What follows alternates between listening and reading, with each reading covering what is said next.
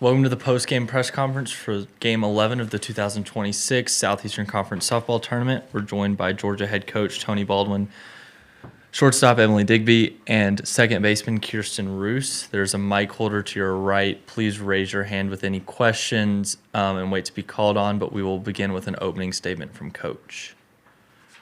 Yeah, exciting game, and just really proud of the way that we responded to what we'll call not our best start. But I really thought that we answered back. You know, we talked early about, this being like a prize fight, and Oklahoma is so good at bullying you into the corner.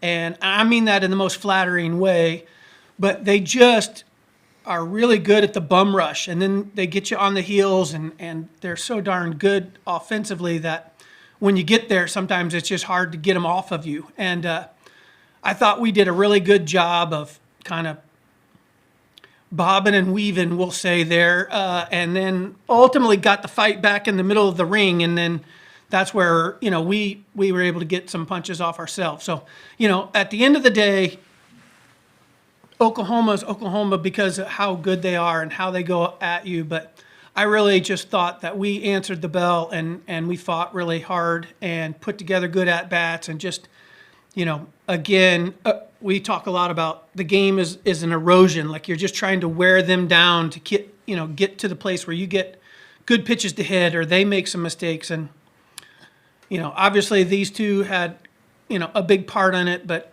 Presley Harrison was the star of the show tonight, and just couldn't be more proud of a South Georgia girl that grew up wanting to be a dog and going out there and do it on this stage is as good as it gets. All right, we'll open the floor. Please direct your question to either Coach Baldwin or the student athletes. In the front. Yeah, Coach, you mentioned Presley. Just tell us a little bit about her. Looking through her stats, she hadn't thrown a ton of innings until tonight, but just what impressed you the most, and what does it say about her to do what she did tonight? She's just a competitor. She loves the game of softball and competing. I mean, she's as South Georgia as they come. She makes country folk sound like city people the way you hear her talk. She's fresh, just at no fault of her own the way the last couple weekends have gone. We haven't had her out there. Some of it was just, again, the way the game has flowed. But, the best thing about the postseason is, to be successful, you have to have people step up in their moments. And this was her moment, and she was not afraid of it. The screw and the rise are pretty elite. And because she was fresh, the velocity was really good. I mean, I saw a bunch of 68s and 69s and with movement.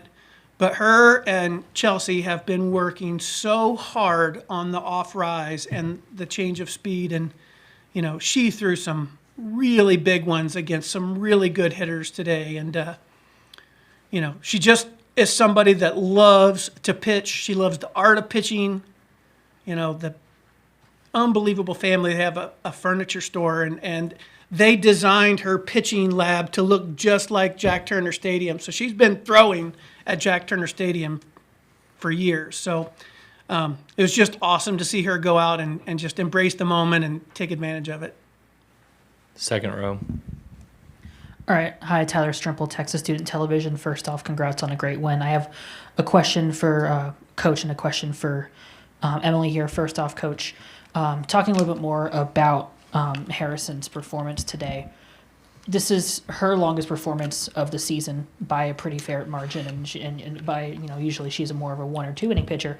What was kind of in your head decision-making wise on how to proceed as she kept having the stuff inning by inning? Yeah, we go with that super scientific approach of who would they rather face, somebody else or the girl that's out there throwing right now. And she kept getting, kind of off swings from really good hitters, which meant that there was some deception there, that they were having a hard time maybe identifying what she was doing.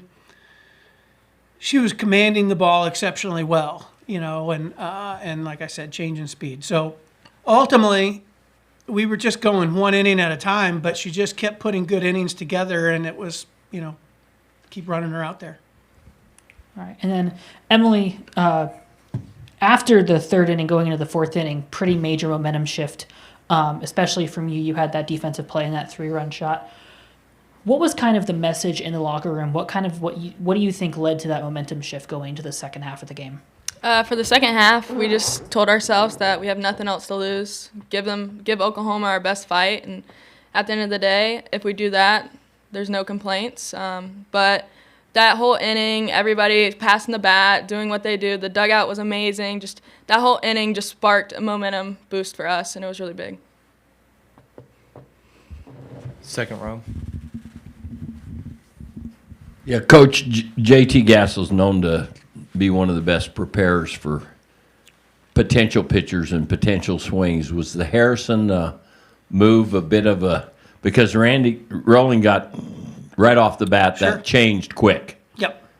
And so was there any strategy in that or – Well, they go to different sides of the plate between the two of them. So there was strategy there. When I woke up this morning, in my mind, Presley was going to start the game today. Just because, again, they are so good at preparing. They saw a lot of what we had. When we were at Oklahoma, we had planned on using Presley in game 2. And then that one, Randy was throwing so well that we didn't end up using her. And so we planned on using her on Wednesday, or on game 3. And then that one went the way that it went, and we ended up not needing to use her there. So we ended up getting through Oklahoma without them seeing her. So we thought that would be in our favor. But Randy is just such a competitor, and she wanted the ball. And, sometimes when you get into these kinds of things, you can ride the hot hand, but ultimately last night took a lot out of her, and she spent a lot of energy. And while her body may have felt good, or maybe I would say maybe her mind felt like her body felt good, but clearly she did not have the same stuff tonight as she did last night, and so that sparked the change pretty quickly. one more question for Kirsten. Watching you play, the team play in your leadership role and the senior factor here, it feels like something big's about to happen. How would you describe what you're feeling right now? I feel like the Dogs are getting hot at the right time, and it's really fun to play right now. And I think we're all just so grateful to be here, and we take a lot of perspective moments and just try to take it all in, because as little girls, this is where we wanted to be. And Coach Tony reminds us of that all the time. Like, you wanted to be in the spot that you're in right now, so enjoy it and fight really hard while you do it. Anything else for Georgia? All right, we'll wrap it up there. Congratulations and good luck tomorrow. Thank you. Go Dogs. Go Dogs.